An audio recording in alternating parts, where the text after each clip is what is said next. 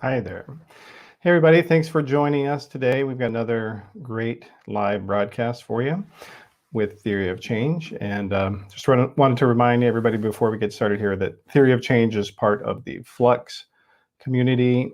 It is a new media organization where we publish in-depth podcasts and articles about politics, religion, technology, and media. And our address is flux.community. All right, well, so with that out of the way, let me get into our program here. So Democrats have the narrowest of majorities in the House and Senate. And after a few months of a presidential honeymoon for President Joe Biden, they really are feeling the constraints of their tiny margin for error. The Senate is split 50-50 with a tie-breaking vote going to Vice President Kamala Harris, which means the Democrats there have to reach unanimous agreement in order to do anything that Republicans in the chamber are against. And with Mitch McConnell as their leader, Republican senators are pretty much against everything Democrats want to do. So what's the plan and how are they moving forward, the Democrats, in the face of such obstruction? And that obstruction is a formidable obstacle outside of domestic politics. Because 9 months after the January 6th Capitol riot, so much about what happened on that day and why it happened is still unknown. Law enforcement officials have been conducting many investigations of various people, but none of their findings become public unless they're relevant to a trial. And after several months' delay, House Speaker Nancy Pelosi has decided to launch a select committee to House Speaker Nancy Pelosi decided to launch a select committee to investigate what happened.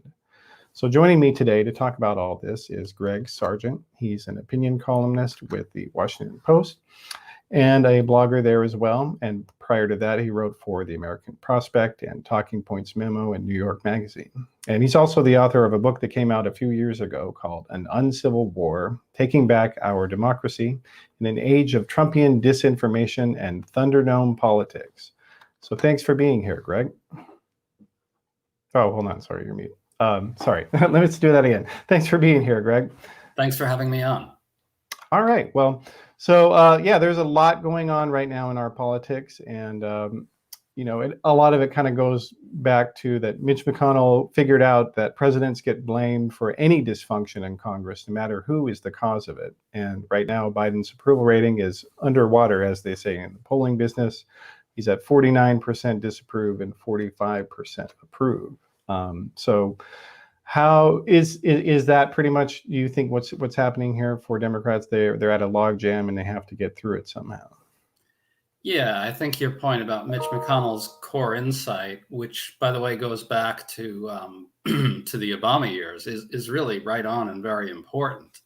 McConnell really understood in a way that I think Democrats still don't quite understand, that if Republicans can gum up the works, no matter how obstructively and no matter how destructively, it won't matter. The party in the White House takes the blame because the president's in the news all the time, and people just see a mess in Washington and shrug and say, well, they just can't get it together. Why can't the president crack his whip and get them all into shape? And so exacerbating that right now is the battling among Democrats to get this Build Back Better bill passed. And that coming after the pullout from Afghanistan, in which the headlines said over and over that it had been executed incompetently and so forth and so on, is really playing into that McConnell dynamic in a way that he could only, dream of. Yeah, well, and I think a lot of people are aware that Democrats have a majority in the House and the Senate, but they don't even know how narrow it is. And so that's really, it's something that they're working against, because a lot of people, I see it all the time, people on Twitter saying, well, why can't the Democrats just pass something in the Senate? They have the majority here. What's wrong with them? And don't forget the filibuster, of course. A lot of people don't really understand that the filibuster prevents majority rule, which is a pretty critical aspect of why things are the way they are. Yeah, exactly.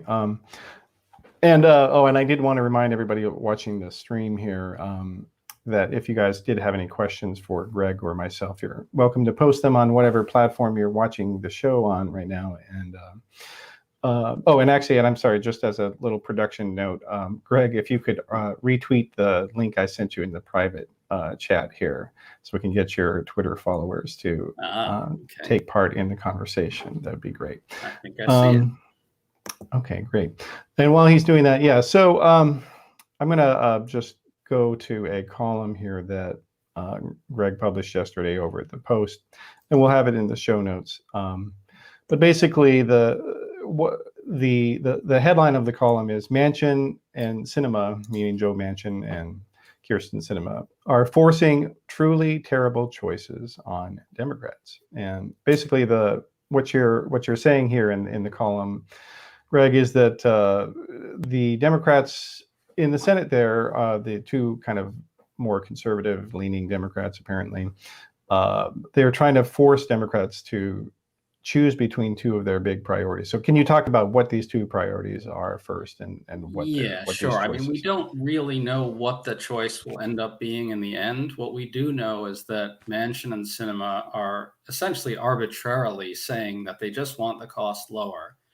And so right now, what Democrats are doing is trying to figure out whether they should either shorten the time span of some of these policies to bring the cost down that way, or potentially just jettison whole policies in order to execute a few of them better and make them more permanent so that Republicans can't refuse to renew them later. And so right now, it's looking like two of the things that will potentially be on the chopping block are Medicare being expanded to cover eye, dental, and hearing treatment on one side, and on the other, filling the Medicaid gap that's resulted from the fact that many states, Republican states, or around a dozen Republican states, haven't expanded it. Now, the reason this creates terrible choices is that both of those would help a tremendous amount of people. And if it comes down to Democrats having to choose one or the other, they would have to choose between helping tens of millions by expanding basic Medicare services to them on the one hand, or on the other, potentially not expanding Medicaid to at least 2 million people who are really quite poor. And this is a choice no Democrat wants to make. And the reason this is so frustrating for a lot of us and for a lot of Democrats is that, Manchin and Sinema have sort of managed to keep the debate in this abstract realm where, more spending is bad and less spending is good. And they don't ever talk about why less spending is good when that means not helping tens of millions of people who need dental care and hearing care. They just have managed to keep the debate in this place where, unfortunately, we can't have a real policy debate about this stuff. And it's really a terrible situation. Yeah, well, and it seems like, a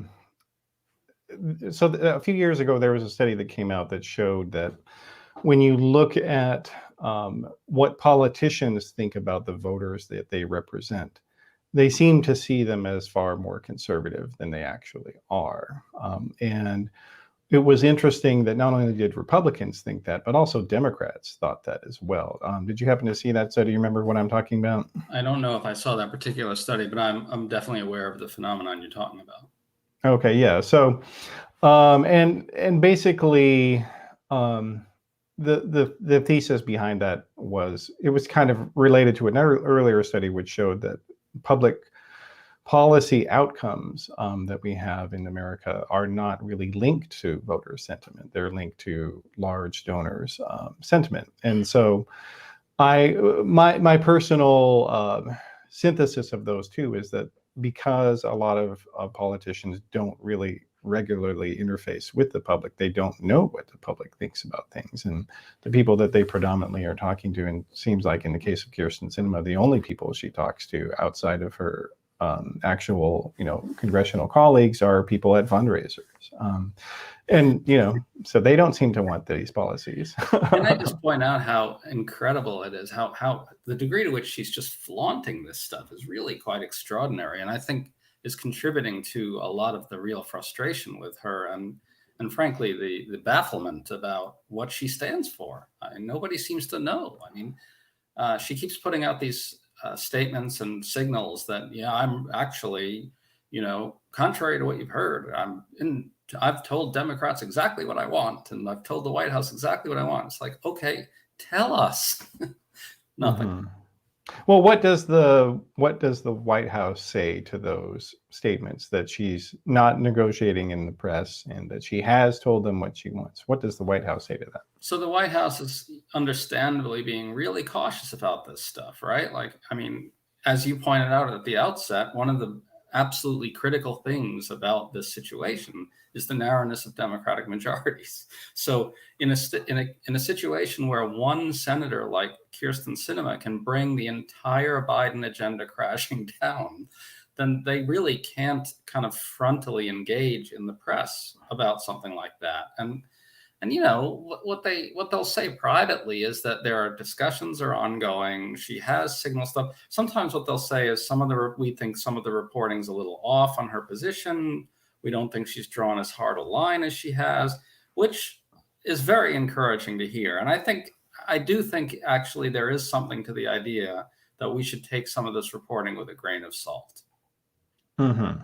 On her position, okay. I mean, right? I mean, I don't think we should overreact to every little detail about her drawing a supposedly red line on this or that. I don't know if we should react too much to that stuff. Yeah. Well, and going back to the kind of the institutional problem that Biden and Chuck Schumer and other Democrats are facing, that it doesn't really get a lot of play in the mainstream press, is that the Republican Party basically is opposed to everything. And like if you look at the Republican Party's policy outcomes or legislative outcomes during the Trump presidency, when they had all four branches of the government at their disposal, well, four bodies, we'll say, at their disposal, so the House and the Senate and the presidency, they were only able to come up with one unique partisan bill, which was the tax cut bill. And they'll sometimes talk about, oh, well, we had the criminal justice reform, but actually that was an initiative created by Democrats. They just went along with it. Can I make a point about what you just brought up that I think is actually something that is often missed? And it's a really crucial thing that you point to. The fact that Republicans oppose everything always that Democrats are trying to do, that has an additional effect, which I think is really problematic for Democrats, right? And it's this: what happens is it becomes understood by the press that Republican opposition is just a given, and then the result of that is that it just sort of fades into the background as a factor in the story, and that has a couple different negative effects, I think, for both Democrats and for public understanding. One is that because Republicans always do this, it's no longer news and it's no longer noteworthy or even something that gets talked about how radical and crazy it is of Republicans to simply oppose everything always, right? And so that just disappears. It literally vanishes from the conversation. And the second is that against that kind of backdrop, it's almost like that becomes a background condition of our politics, right? And against that backdrop, Democratic infighting becomes the only story. And I think that that's really a problematic dynamic. And a bunch of us tweet about this pretty regularly. We try to point out that Republican conduct is a thing that should be scrutinized also and shouldn't just be accepted as like a natural and inevitable fact of life. Mm-hmm. Yeah, well, and I think that's, it's certainly correct that it's not news that they're doing this, and maybe there's some disinclination. But I think one of the other factors is that, a lot of what people may not know is that a lot of the reporting you see out of Capitol Hill the inside gossip and things like that actually comes from right-wing Republicans. They're the biggest leakers on Capitol Hill. I mean, in the Trump White House, Steve Bannon was the #1 leaker by far of any. He leaked almost more than everybody else put together. Well, you know this universe better than I do. Yeah, and so to some degree, they don't want to burn their sources, because how various reporters know what's going on is that, well, some of the most extreme and crazy members told them what was going on. Right. I think that's a really crucial point, right? Like it becomes very hard for reporters to tell the basic truth about Republicans, because if you do that, it's going to be very negative and it's going to cost them sources. One thing that I've been noticing lately that I think is going to become more of a thing going forward is that, you're starting to see news accounts basically register the fact that if Republicans take the House, they'll almost certainly impeach Biden, right? And so we know that there's pressure on McCarthy to commit to this already. This has been reported. But what doesn't come through in the coverage is how insane that is, that they would decide well in advance to impeach Biden basically because he won the 2020 election, right? And so the result is that the coverage just sort of treats this neutrally as just a base, it's just like they're observing the sunrise or something. Republicans are going to impeach Biden if Republicans win the House, they'll impeach Biden. It's basically a fact at this point, and it just gets treated like something normal. Right. And by the way, I should say this is not like a bunch of just backbench crazies saying this, right? It's being discussed at the very highest levels of the House Republican Conference right now. So it's not the same, like the both sides take will always be something like, oh, well, look, this Democrat and that Democrat said they wanted to impeach this Republican president. Right. But here we're 15 months or so in advance. Republicans at the highest levels are talking about impeaching Biden automatically, and it's just treated as a sort of conventional fact of politics. And I just think that's just deeply misleading to people. Well, now, to some degree, I think you could say that Democratic leaders have some responsibility for that not being talked about, because to a large extent, the press only repeats things that the leaders say. And if the Democratic leadership doesn't talk about Republican obstruction on a regular basis, well, then what angle would there be for news, quote unquote?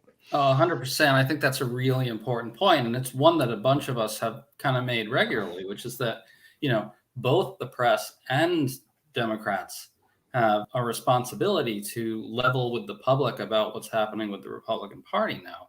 And you put your finger on an important point, which is that Democrats generally refrain from going hard into this stuff. And that's a source of eternal frustration for people in sort of my space and a bunch of us. Brian Beutler at Crooked Media writes about this pretty regularly and very eloquently. Democrats should be leaning into prosecuting the case against Republican radicalization for a number of reasons, right? One is that they should be telling the public and their own voters the truth about what's happening. The other is it would get the press, as you say, to focus on it more instead of just sort of treating it as a background condition of our politics. And one aspect of that isn't known is that even the Republican electorate themselves don't really buy into a lot of this far right nonsense. I mean, like if you look at looking at COVID-19 vaccination, so Fox News and other right-wing media are obsessed with trying to protect and promote anti-vax people. But if you look at who the anti-vax people are, so people who are going to say they're going to refuse vaccination in polls, the Kaiser Family Foundation did a poll recently about that. They've been polling about it continuously in the pandemic, and they found that 23% of Republican voters say they will not, or Republican adults say they will not get a vaccine. So it's not even a fourth of Republican voters, but they are driving the entire right-wing media, and nobody ever points this out on the Democratic side. Yeah, I think that's right. And also that creates yet another problem, which is that, and I think that here the press is pretty directly complicit. And I don't see, I mean, I guess you could argue that Democrats could force the issue a little more. But regardless, the problem is that the press often covers the vaccine debate as quote unquote polarized, right? And so what gets lost in that discussion is what you just pointed out, which is that even among Republicans, it's a marginal position. The anti-vax position is a marginal position. But if it gets called polarized, the strong impression that, people who don't pay close attention get is, oh, the country is divided down the middle on this. And so the anti-vax position maybe isn't that radical, right? I mean, it sounds like if the country's divided in half, then half the country is anti-vax. And I do fault the press for that. I mean, this is really something that they should not do. You constantly see it too. It's like, it's very deeply baked into a lot of the coverage that we see. You'll have a poll that finds a 70-30 issue, right? Right, with large majorities of Democrats and large majorities of independents on one side, and then on the other, large majorities of Republicans. And then the press will say, there are deep partisan divisions on this issue. It's like, okay, that's true if you just compare Democrats and Republicans. But if you also bring independents into the equation, what actually is happening is that it's a 70-30 issue. And, we all rant and rage about this all the time, and it never changes. Yeah. Well, and, some of it, I think also is that, a lot of people who are doing DC political reporting, they don't have a strong historical background. They don't have an interest in political philosophy or public policy. And so they just don't have the capacity to cover something in a more meaningful way and provide larger context because they simply don't know what the context is. Right, and there are very deeply baked in, professional incentives to say things like the debate is polarized, or there are. Now, what do you mean by that? Well, so a major news organization really has to be careful not to be called out as biased against conservatives, right? I mean, this is something as well as anybody, right? But well, right? Probably a little more considering I started Newsbusters.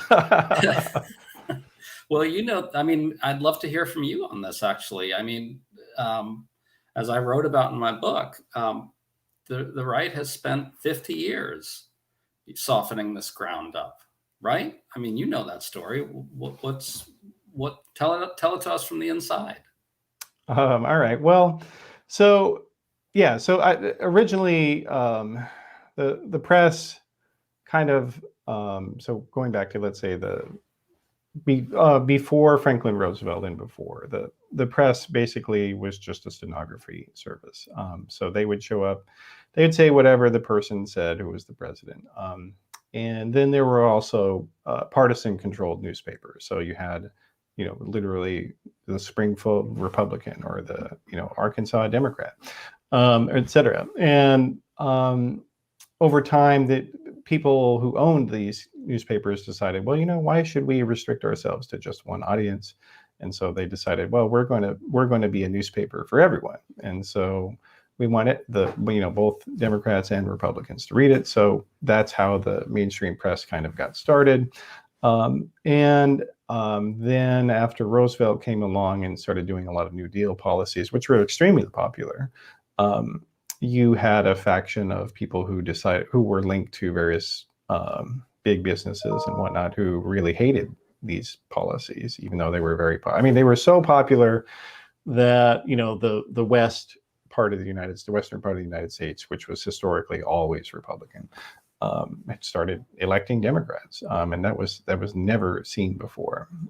And so these kind of anti-New Deal people decided, well, we're going to have to start getting our voices out. So they started Human Events, which was the first national conservative outlet, and just started attacking New Deal, started attacking Roosevelt in various ways, and that kind of set the mold for what later became conservative media. Is that it wasn't designed to find the truth. It was designed to be advocacy oriented. And so that's like National Review, the magazine, got started in the 1950s because they hated Dwight Eisenhower. Republicans hated Eisenhower and they wanted to get rid of him.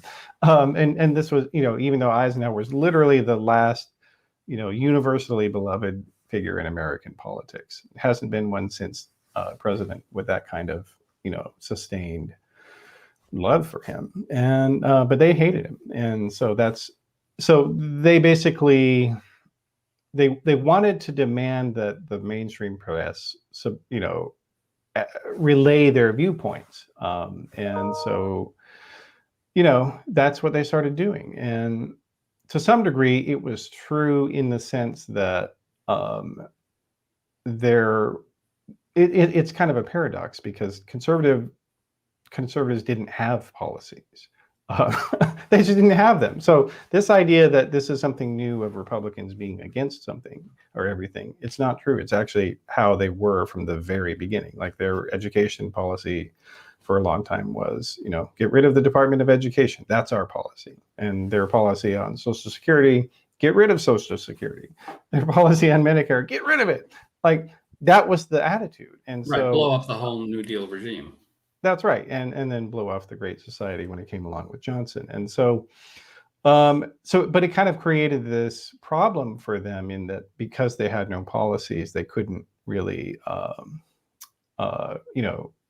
rightfully demand that anybody talk about them, or they still wanted people to talk about it, but the media don't get into, as we've discussed here today, don't get into larger ideological and philosophical debates because they don't understand them, they don't know them, and they don't care about them. And so, like every time I would go to conservative conferences, the first thing that whenever I'd speak as a speaker, people would always say, how come you never start from first principles in what you're talking about? And I would say, well, what do you mean? Well, why don't you tell us what you think about the Constitution and, the founding fathers? And I'm like, well, how is that even relevant to what we're talking about here? We're talking today about, websites or something like that. And they'd always say, because it flows from everything. Everything goes down from what you think about the founders. And I'd say, no, not really. Plus, I probably agree with you anyway. So why are you asking me? Let's talk about something new. But anyway, and so there was just this. So they started pressuring a lot of reporters to talk about their ideas more, and some of it, was, I think, Richard Nixon, who kind of really got this integrated into Republican politics. There was a lot of animus toward him in the mainstream press for exposing Alger Hiss, who, as it turned out, actually was a communist. And it was like, and so there was some antagonism toward Nixon, and but on the other hand, he was an inveterately corrupt, thoroughly dishonest person. So, kind of makes sense that he would get a lot of criticism. But that's kind of and so and conservative politics doesn't really have a sense of morality. Like that's the irony, is that that a lot of people don't get, is that. So, for instance, Stan Evans, who was a very popular conservative author for a long time, he used to say, I hated Nixon until Watergate. And he actually, it wasn't entirely a joke. That's the thing. Right. It wasn't. And and it's like on the libs. That's right. And so what I think a lot of people have missed about like the loyalty that Trump commands of various Republicans is that Trump actually ran as a kind of this bellicose moderate Republican. That's actually what he ran on. He ran on raising taxes on rich people, on closing the carried interest loophole. He ran on, creating a medical system that will, quote, take care of everyone. Can I just throw something in there? Yeah, go ahead. That I think about a lot is how he kind of went after all those Republicans at one of the debates on this and said, I'm not letting people die in the streets. Remember that? It was in retrospect, a really important quote. I mean, it was a direct shot at Paul Ryan's, hammock theory of the welfare state, right? Yeah. Which was, for I think a lot of conservatives at the time, at least in the sort of, Paul Ryan, Ayn Rand kind of libertarian space, was a serious affront. Well, But that's why they hated him. Yeah. That's that's what why they Never hated Trump him. was originally about. And it's true. I mean, one interesting nuance that I've often thought about too is that if you looked at his actual tax plan, it did cut taxes on the rich, if I recall. But at the same, and so that was the thing for the donors, right? Because it was on paper and white papers and stuff like that. But at the same time, he did exactly what you're talking about, which is those hedge fund guys. I know them. I know these guys. They're not going to get away with this shit anymore, right?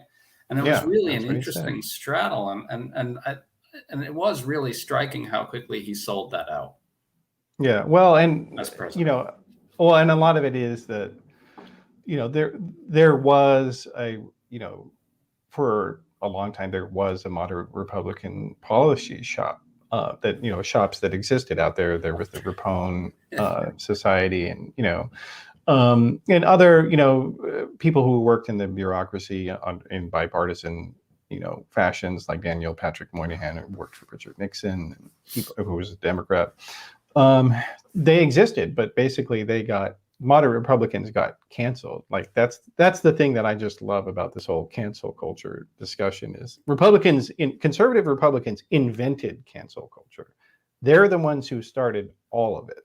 By going after moderate Republicans first, and then they decided to start going after people for being gay and trying to get them fired in the 1970s. Like that was a thing, and they never stopped trying to cancel moderate Republicans. And you see that with how they talk about Mitt Romney, and they're trying to keep and now looking at Trump going after anybody who dared vote for impeaching him. I was just going to point out that it's really interesting where where that's migrated to, right? It's now migrated to canceling people who think that a violent effort to overthrow U.S. democracy and block a legitimately elected government from taking over is the unacceptable position. Yeah, well, and that's the reason I mentioned Nixon in this context. Mentioned what Nixon was doing was that the why he was not able to stay in office was that he was not loyal to conservatives all the time. So while he was in line with corrupt conservative activists in terms of spying and things like that, he in policy wise he was actually kind of a moderate in a lot of ways. So he created the EPA. Instituted some price controls here and there. He did, a number of things that were hated by the far right. And, it made, when you look at Trump, but Trump basically said, well, I can't do anything by myself here. And so rather than try to reach out with the Democrats, I'm just going to go and do what these people are. Like Paul Ryan gave him the agenda. He literally made it before the election and said, okay, we're going to do this no matter who is the president. And Trump at first, kind of was offended at that this guy was trying to tell him what to do. But, that's what he went with. And he did. And then once Paul Ryan got what he wanted, he retired. Right. Yeah. I mean, what's striking to me about that is that even the so-called Trumpist true believer types just completely rolled over for that. There's actually there's an interview that Bannon gave in 2017 or just after Trump won. I'm not exactly sure what date it was, but I still think about it. He was, going on and on about how with Trump in the White House, they were going to pursue a multi-trillion-dollar infrastructure plan. And I think he said something like, we're going to throw trillions at shipyards. And he had some sort of strange dated concept of industrial policy / infrastructure but the broader point was he said, we're going to do this and it's going to drive conservatives crazy. And we're going to build a new populist working class, multiracial movement. By the way, he's still using that. Just in Virginia the other day, he said, we're going to build, our movement is going to run the country for 100 years. And he's, talking about that same kind of populist. 100-year Reich. What's that? 100-year Reich. Yeah, right. I guess that's it. But what's striking to me is that there's the guy who was the keeper of the Trumpist populist flame. And even he didn't really kind of push for tax going after the hedge fund guys and so forth, even after he appeared to believe in this stuff. I mean, he got immediately sidetracked into that, Muslim ban fiasco. If you remember, one of the very first things they did was put together the Muslim ban memo, and it was an utter disaster. It crashed, it was completely sloppy and handled terribly. They ultimately got they kind of got it through, but what that shows to me, I mean, as someone who kind of is curious, I guess, I'm conservative populist curious in a way, because they have a critique that in some ways is worth listening to, right? But what that says to me is that there's not really much to that ideology. All they really care about is reducing the number of immigrants here and fighting about trade, but for nationalist purposes, right? Because they're demagoguing China. There's not an actual coherent economic theory underneath it all, even though they kind of posture that way. Yeah. Well, and the first two real actions of Trump and Bannon really do illustrate where they're coming from. So in Bannon's case, people, something people don't know about Bannon is that he doesn't really have any core beliefs other than that he's Jesus's servant, and that he's trying to oppose what he believes to be sort of globalistic satanic forces. Like, he's actually not that different. He's basically like a more verbose QAnon type person. That's essentially what he is, slightly more sophisticated in terms of that he sees China and Islam and cultural leftism all being a part of some sort of satanic conspiracy. And he said this, like, this is not me exaggerating his beliefs. He said this, and nobody pays attention to. I mean, he makes like 5-hour speeches, and no one bothers to listen to him. But if you actually listen or read him, that's what he says. He really sees what he was doing with that Muslim ban as his first priority, is stopping Satan's minions, Muslims. It's interesting. The closing ad that Trump ran at the very end of the campaign was, I think, either a minute or 2 minutes. And I go back and watch it once in a while just to sort of remind myself what they actually ran on. And I would strongly recommend to you and your readers that you do that, because it really captures exactly what you're talking about. It's like soft, it's given some soft edges for obvious reasons, but it's got everything. It's got the dark hordes coming across the border from the south. It's got the terrorists. It's got, the elite bankers running the world, the globalist elite cabal. It's really striking and just absolutely nauseating stuff. And, yeah, but they really ran on that. Yeah. They ran on what you're talking about is the thing. Yeah. And then that sort of became the stuff that migrated to great replacement theory, and even found its way into the heads of some, people who went and shot up a bunch of people, if you recall. Oh, yeah, yeah. Well, and now I will say, in fairness to Biden, that he has talked about Republican radicalism to some degree, or hypocrisy. So when Biden first announced the policy that they were going to make OSHA require employers to have large employers to have employees be either vaccinated or submit to weekly tests. He also mentioned, oh, and by the way, Fox News does this. But after that, he kind of stopped. I think maybe it was mentioned. Yeah. He mentioned it one other time since that moment, which was like a month ago. And it's such a stark contrast when you look at the way that Republicans and Democrats think about messaging. So, Trump is constantly repeating these same phrases: make America great, build the wall, drain the swamp. Everything is reduced to these, very short, easy to remember lines, and they don't, and in many cases they're, the phrases are indistinct enough that they can mean whatever you want them to mean. Drain the swamp, like that can mean anything. But and so you can project your own morality, your own desires, political, onto that, and it's effective. Critical. Yeah, and whereas Democrats just don't do that. Yeah, I mean, I think it's actually, your point about Biden can actually be fleshed out a little more, because if you think about what Biden ran on, he got very close to that type of visceral rhetoric, right? If you remember the light and the darkness, I thought that was really interesting stuff in the convention speech when he said essentially it's light or darkness, right? And if you recall, the entire rationale for his candidacy was the radicalization of the right. It started out with Charlottesville and restoring the soul of the nation and white supremacy, and there were times where the typical Democratic instinct to not engage this stuff frontally and viscerally kicked in.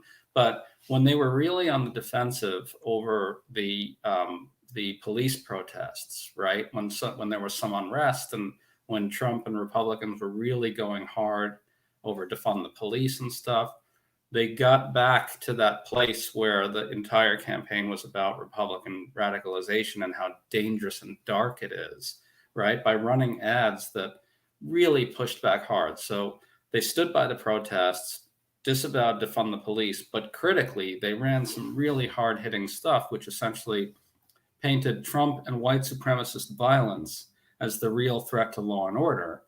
And that reversed that tide, I think.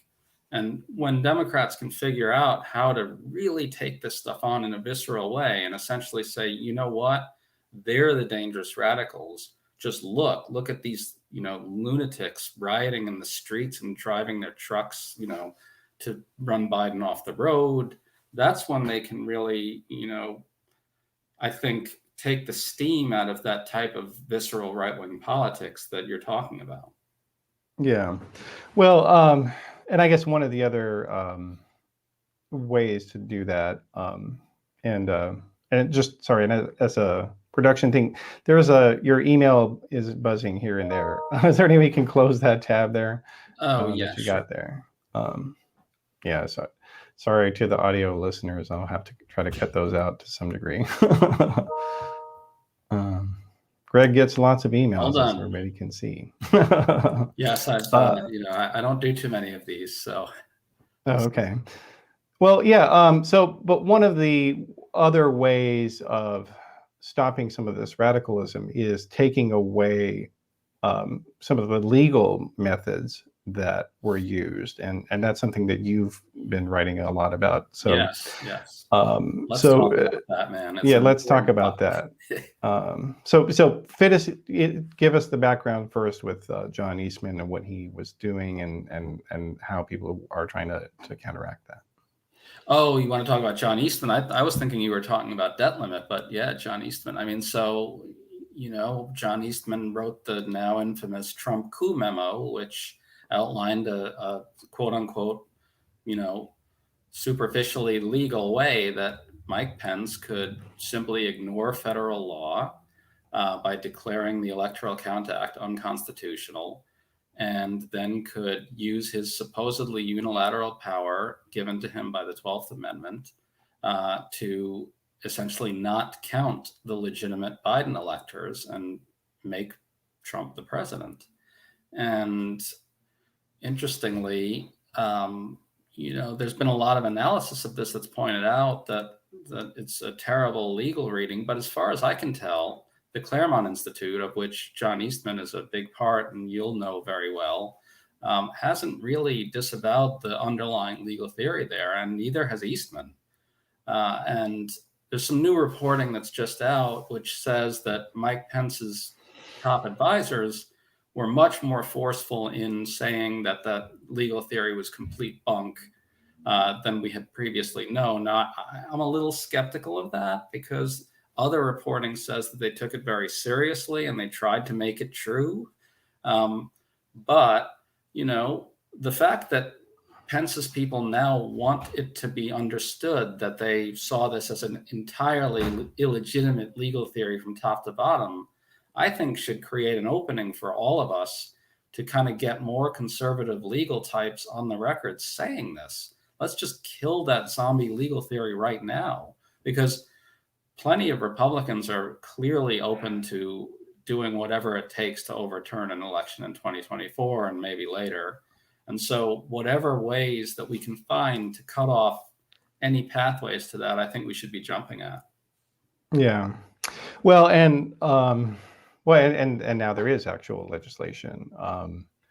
But as I understand it, there are no Republicans willing to support it. The Is that Electoral right? Count Act revisions. That's right. Yeah. Yeah, so it's in its very early stages. I've done some reporting on this. There's a version in the Senate, and the House Democrats want to do something too. As far as I've been able to determine, there's not an actual bill on the House side, although I think there is one on the Senate. The complication is that revising the Electoral Count Act is really complicated and really wouldn't necessarily cut off every pathway, but you could certainly do a lot that way. And the technical details are, too boring to go into. But as far as I know, I have not heard a single Republican senator voice support for doing this. And can I point to an irony about this debate? What I don't get is, if I'm a Republican who legitimately would never dream of overturning an election the way Eastman wanted, or in some other way by, say, sending an alternate slate of electors and having a Republican House count those or whatever, right? If I'm a Republican on the state level, right, who doesn't want to come under pressure to send rogue electors, fake electors to Congress, or if I'm a Republican in Congress who doesn't want to be pressured to count the fake electors instead of the real ones, I would want to revise the Electoral Count Act and cut off a situation in which I'm under pressure. So, why wouldn't Republicans of good faith and there are plenty of them who don't want to overturn an election. Why is it, and this is something you could speak to better than I can, why is it that there's simply no space in that party for doing the very thing that would protect them from coming under pressure to do what they don't want to do?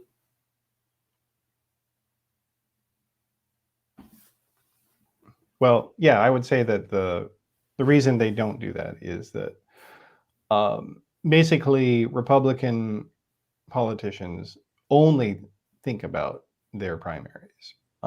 That's because in many cases, like especially the House, but actually in lots of Senate seats, they're safe Republicans.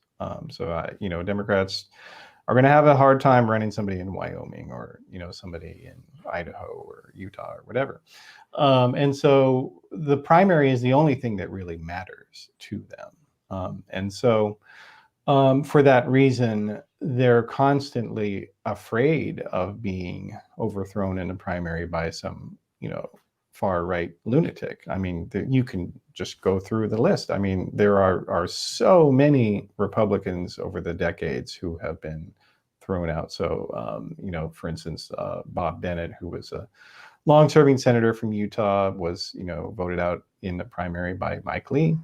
Actually, wasn't even a primary; it was their convention. So Utah Republicans have this very strange dual-track system, but the far right in Utah was able to get Bob Bennett thrown out. And you have in Virginia where that happened to the guy. God, his name just escapes me. Eric Cantor, was replaced by. Shocker! I don't think anybody saw that coming. But the thing is, like, that sort of thing is possible, and especially in these, midterm election primaries, which have very low participation. So, I mean, that's something I think that a lot of progressives are not as aware of, is that, the entire conservative organizing model is built on avoiding majoritarianism. And it's been that way from day one. Right. Like, for instance, you've got Paul Wyrick, who actually was probably the more influential than William F. Buckley in terms of Republican politics. Because he created the Heritage Foundation, he created ALEC, he created the Religious Right. I mean, this guy was just insanely productive. Everybody would only wish to do like half of what he did. Can I just say that it's one thing to avoid majoritarianism, and obviously there are plenty of ways to do that, right? Like, so, voter suppression or extreme gerrymanders and so forth, or malapportionment, which is already baked into the structure. But it's another to I just love the way we just sort of accept it as a basic fact of our political life, that right-wing primary voters are going to want are going to insist that they are able to overturn a presidential election. Otherwise, the person who doesn't want to do that should be tossed out. We just accept this as kind of, it's a background condition of politics now. Yeah, no, it's awful. But and here's the thing, though, is this isn't a Trump thing. So I'm actually at Flux going to publish either today or tomorrow a column looking at the history of this, that far right organizing was predicated before they took over the Republican Party on exactly what John Eastman tried to do.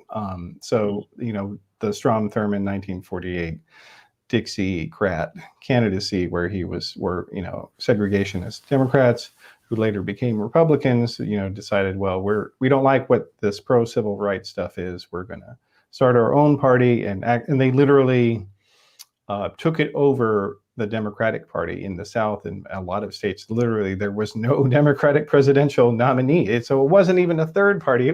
They literally set all the Democratic Party official stuff aside, did not even bother with it, and then created their own second party in the South, and with the intent of throwing the election to the House and having it go their way and using their leverage that way. But so that was the Strom Thurmond strategy. That was the strategy of George Wallace in 1968. Right. And there were other people that tried this to varying degrees before ultimately the Republican Party kind of knuckled under in 1980. But that was also how they took control of the Republican Party as well. So like in 1964 with Barry Goldwater, where the far right was able to make inroads into the GOP, they didn't do it through a majority of Republicans. So, and that's part of why Barry Goldwater got destroyed so badly in 1964, was that a lot of Republicans were like, I don't like this guy, and so that was part of how primaries became acceptable to Republicans, because Barry Goldwater in many cases was just appointed the nominee by conventions, by party insiders, and so a lot of Republicans were, they were upset about that, and they said, I don't want to do this again. This guy was, insane, and I didn't vote for him. So let's have a primary.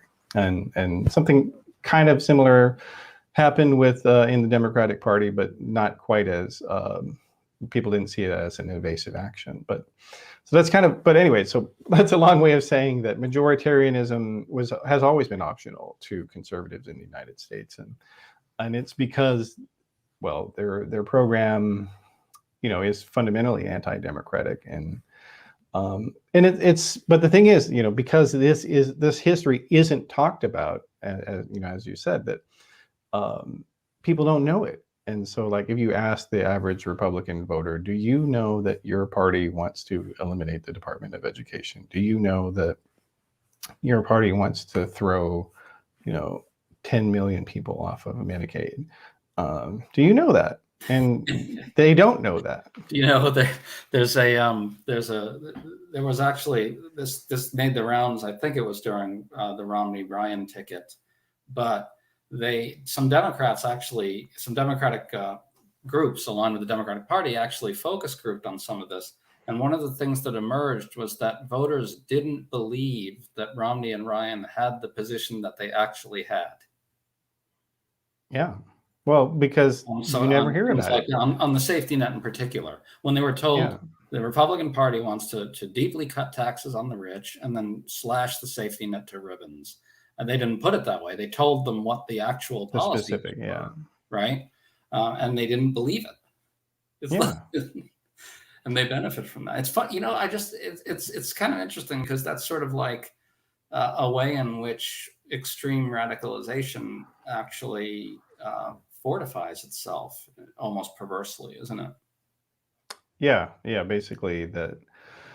Well, and if you look at Republican electioneering, pretty much any year, and certainly this year, you look at in Virginia with Glenn Youngkin, the GOP gubernatorial candidate there, versus Terry McAuliffe. The only thing that Glenn Youngkin talks about is critical race theory. and he can't define it. He's actually said he's not going to even bother trying. And and like I've talked about this to conservative, friends that I still am in contact with, because, well, after I made my change, a lot of people have blocked me on Twitter and elsewhere, needless to say. And I kind of, I voluntarily threw away a lot of business that I had because I didn't want to be associated with people I thought, or figured out, were unethical. But for those people who, I'm still in contact with, I was talking to one of them the other day, and he said, the Democratic Party is the extreme party. Don't you realize that? Look at what they were doing with Black Lives Matter protests. And I said, well, are you aware that, the person who shot up the police station in Milwaukee was a right-wing activist? Did you know that? No, he didn't know that. And I asked him, are you aware of what's going on in these school board meetings where people are violently, engaging in numerous acts of violence, many, across school boards, threatening school officials? He never heard it. And so, there is a real information problem. So it's not like, people have talked to some degree about, the prominence of fake news and, things like that, fabrications. But in many cases, the crisis that we have is that people don't know things that are true, and they've never heard it. You could speak to this. I mean, from having experienced the conservative media from the inside, isn't one of the, crowning successes that they achieved to create this information bubble in which such things simply don't exist? Yeah, well, but here's the paradox: is they weren't actually trying to do that. That's the weird thing. They were just simply trying to, promote their viewpoints. So, like, one of the sort of unwritten stories of DC, and maybe I'll do an article, a magazine article at some point. But there are so many people in journalism, mainstream journalism, who started off in right-wing media, actually, including two of your colleagues, or at least two of your colleagues. So Jennifer Rubin, and you have Dave Weigel. Both of them started off in right-wing media, and as they and I found, and many others have found, that you can't be an independent reporter and work in right-wing media. That your goal is to promote Republicans and to serve them and to be their functionary, to be their lackey. And if you have any sort of independence or intellectualism, that's abhorrent to you, and you walk away from that. It's interesting to me that you say that, because that was really kind of driven home to me early on, when the left-wing media and the right-wing media were kind of in their early internet stages. When I was working at places like Talking Points Memo and writing for the American Prospect, one thing that was striking to me was that for neutral media observers who hadn't really figured out the new landscape yet, they just sort of saw the right-wing media and the left-wing media as just equivalently in lockstep with their respective parties. And being on the inside of the left-wing media, I understood that it really wasn't true. And some conservatives have conceded this to me in an interesting way too. Our goal, the way we saw it, was we were holding the Democratic Party accountable. And I think a lot of this is sort of structurally built into what was happening at the time. If you remember, when the Netroots, or whatever you want to call them, was really taking off, that's the early blogs, just for those who haven't heard the term. Right. It's now at the point where people aren't even going to know the term Netroots, right? It's such a dated term. We're dating ourselves, man. At the time, it was George Bush, and the left-wing Netroots essentially saw itself as pushing the mainstream press to hold Bush accountable on Iraq. I'm simplifying, but this is basically what it was. But also holding the Democratic Party accountable in the sense that we pushed very hard to get the Democratic Party to be more aggressive with Bush on Iraq. And so there was a real one of the left-wing media really derived its energy as, in some sense, in some ways, oppositional to the Democrats. Also, I mean, agreeing with them a lot of the time too, and attacking the mainstream media when for unfair coverage of Democratic policies and so forth. But there was a real imbalance there because the right-wing media wasn't really holding the Republican Party accountable in the same way. Yeah, I think that's true. And although not everybody started off that way, I would say. So in the early conservative blog world, there were people who actually were trying to do what you were trying to do. Who were the early ones who were good? Well, like let's say James Joyner, who had the website Outside the Beltway. He was an example of that. And I think early on, he's become much more lockstep Republican now, but early on, Glenn Reynolds of Instapundit was more independent oriented. He took a much more libertarian line compared to a Republican line. Yeah, that's right. His early blog was pretty interesting, if I remember right. Yeah. So, but I mean, it kind of goes into, there's a larger problem in American politics in that because the Republican Party is effectively controlled by this roughly about 10% of Americans that have these reactionary far right views, that they completely control one party. And so people who don't agree with those, so 90% of the public, kind of have to sort of just de facto exist in this other major party. And it's a real flaw of our first past the polls post single candidate system. Yeah. And it creates these issues like Democrats are seeing with Sinema and Manchin, because effectively when it comes to opposing things, Republicans operate in a parliamentary system of where there's discipline and rigid obedience to the party line, but Democrats don't do that.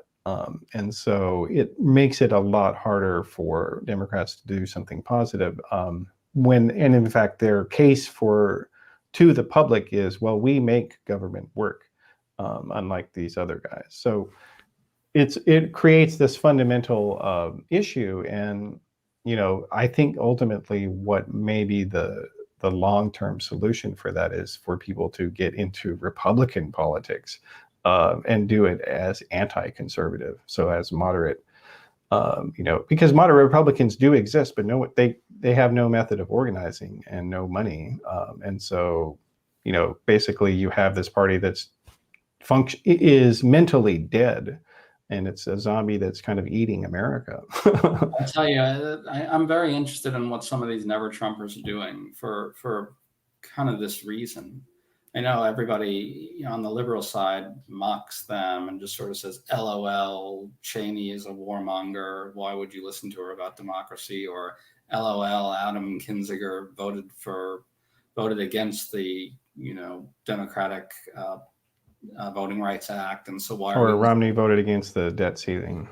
Yeah, right. And so, I think that's wrong. I think they're wrong to look at it that way, right?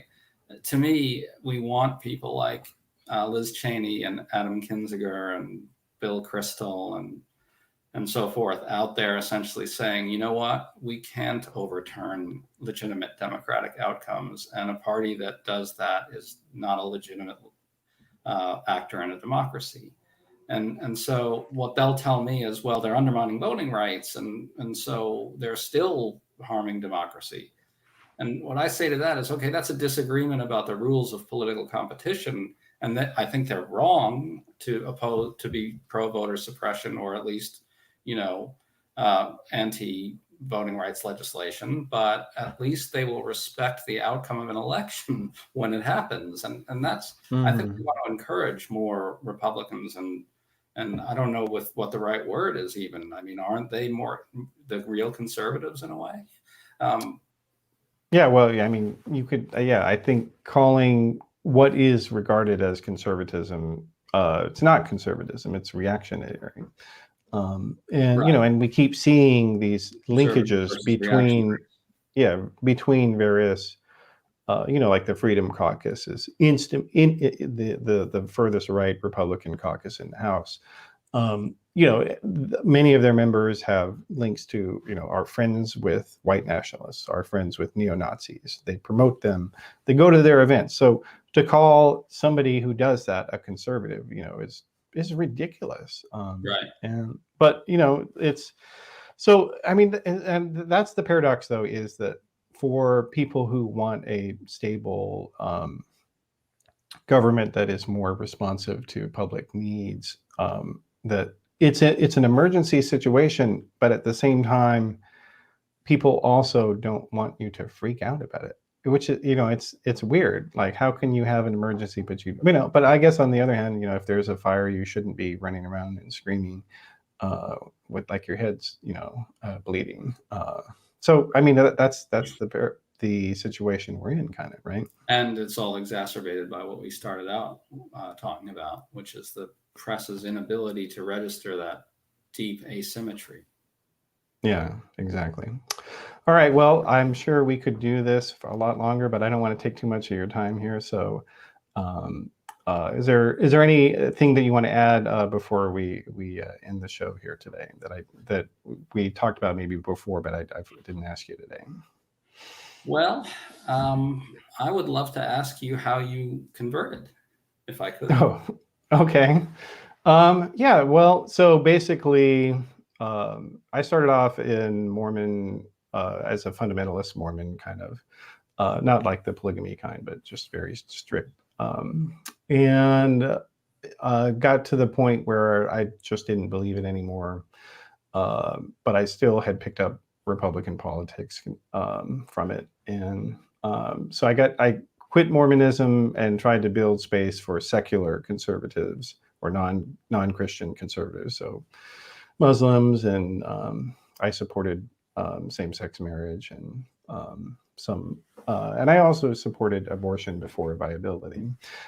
So I basically was trying to create a space for moderate Republicans to some degree, or moderate actual conservatives. And I created several different organizations, Newsbusters and Washington Examiner. I was my managing editor for that, and got to the point where I, felt like I had learned a few things about conservative philosophy and the history of it, and how actually, if you look at the people who created America and created conservatism, like David Hume or Montesquieu, who was the most cited philosopher by the founders, George Washington, James Madison, like Thomas Jefferson, they weren't Christians. And in some cases, like Hume, they were like anti-Christian in terms of their beliefs.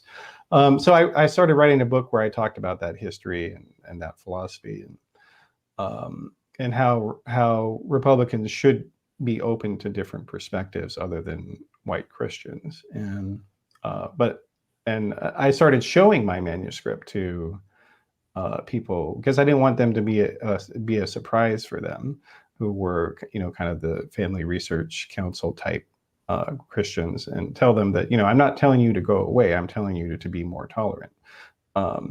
And unbeknownst to me, they wouldn't talk about it with me. So I gave them the manuscript, and one of them was a colleague of mine, and actually one of my firm's clients. He started trying to get me fired after that, for daring to say that gay people should have a right to exist and not be bothered by them. So, and then I also started producing a TV show, a syndicated comedy TV show at that same time, because I'd heard all the complaints about, oh, Jon Stewart's so mean, Stephen Colbert is so mean. Why won't anyone ever let us make jokes? So I had a partner and a funder, and we said, okay, well, we'll do it. And, my partner actually had experience producing club comedy. And so we came up with something. And what we found was that we had no support at all from right-wing media, because we didn't go through the proper channels to do it. So like Fox News actually banned their people from appearing on our show. They wouldn't allow them to do it. And then we had other people who just simply were, they were not willing to promote anything we were doing, because we didn't have the right, we were not going through the right-wing funder donor network. And also, I think some people didn't like that we made jokes about Republicans sometimes on the show. Can't have that. And so writing that book and, kind of getting people trying to cancel me for writing it, and then getting no support for the show, it kind of made me realize, wow, this thing that I thought I was a part of and was working with, and that it was a movement, it wasn't anything of the sort. It's just people out there trying to shove their religious viewpoint on everyone else. And I decided that, well, I'm not going to publish this book. And so I withdrew my manuscript. I had an informal deal with St. Martin's Press, which is one of the big houses, to publish it. And I just, decided I don't believe in a lot of it anymore. And in fact, I want to oppose a lot of these people who I learned about, because, that's the thing that, and I kind of mentioned this earlier, that a lot of people who work in Republican politics, they don't, even like the actual pundits, like they don't know how radical their donors are. They don't know. They simply do not, and they choose. You could argue they choose not to pay attention, or maybe they just don't have time for it. Whatever reason, they don't know what their people want. Like the Mercer family, just total extremist people. And the average Republican journalist doesn't know that, doesn't want to know it. And so once it was kind of like I had been, I don't know, planting a garden around a gravesite, and then didn't know it was a gravesite, and I uncovered I was digging up some dirt to put some more flowers in, and I found dead bodies there, and it was just repulsive to me, and so I walked away from it. But and it's been kind of hard to some degree, because people in the mainstream press don't really, they don't know that I've built multiple sites with millions of readers, and actually know what I'm talking about when it comes to right-wing media. And I don't have a Ivy League degree or anything like that, and so there's and I never had a fancy internship or any friends that worked in various places that were editors, and so it's been kind of hard, to some degree, since I walked away from it. And the fact that I won't say that Trump did this, because unfortunately that is something that has come in demand for some people who walked away from the Republican Party, that they'll like Joe Scarborough, great example, that this guy, he personally was involved in promoting right-wing radicalism. He's never admitted it. He's never apologized for it. And he wants people who are on the center left to just think, oh, look at Trump did this. Look at what he did to the, and that's a lie. And I'm not going to lie like that. It's interesting. The Lincoln Project guys have actually been pretty forthright about this. Their role in their own personal involvement. Yeah. You think? Yeah. Oh, okay. I guess I haven't seen that. Unfortunately, his name is escaping me right now, and it'll probably come to you very quickly. It's the former McCain guy, John. God. Well, Rick Wilson has copped to it. He's admitted that white, racial, race-baiting politics helped lay the groundwork for Donald Trump, and that he had a hand in that, which I thought was pretty interesting. Okay, well, good. For a while they were resisting that. Yeah, for sure. They actually were. Yeah, and I think, a bunch of us kind of pressed them on it. I actually know Rick from the old New York days. He worked for Giuliani way back when. I don't think a lot of people know that. Yeah, he did. He did some ads, I guess, or something like that, right? Yeah, I think it was maybe the mayoral reelect, possibly. Or maybe it might have been the run up to the Senate race, the 2000 Senate race. I think that was it. Yeah. That was quite a scene. I was actually there when Giuliani paraded through the Republican convention with Judith Nathan, which was. Oh, now you're gonna have to say who that was, Greg. You can't just drop these names. I don't know what's going on with them right now, so forgive my ignorance on that. But Judith Nathan was a woman who was hooked up with Giuliani at the time, and I don't know the exact sequencing, but Giuliani essentially announced he was divorcing his longtime wife in a way that was considered really, quite disgusting at the time. And he would parade around with Judith Nathan at events. And I happened to be there at the Republican convention when he did that. And it was really quite a sight. Yeah, well, and he's only gotten worse since then, hasn't he? Yeah, quite. People who followed him closely in New York, as I did, because I was working in journalism at the time when he was mayor at the very end, understood how crazy he was at the time. Well, and I guess I've heard people say that he hasn't really changed. That he's always been this right. He's always been crazy, and he's always been really kind of rabid about his critics, and he's always been a really, really pathological liar too. I mean, he used to just lie in the faces of reporters as mayor in a way that had not been seen in recent times up to that. Okay. Yeah. Well, makes sense. He fell in with Trump then, doesn't it?